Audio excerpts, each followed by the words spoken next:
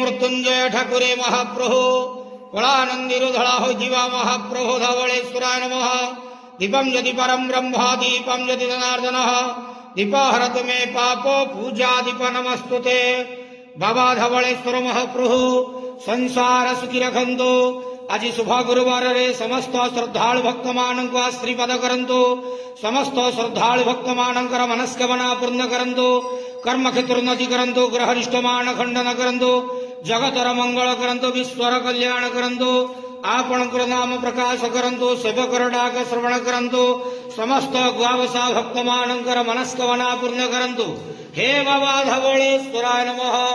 संसार सुखी रखंतु आनंदे गवार हरि बोलो आज शुभ गुरुवार रे समस्त श्रद्धालु भक्त मानक श्रीपद करंतु आनंदे गवार हरि बोलो बाबा धवळेश्वराय नमो नमः।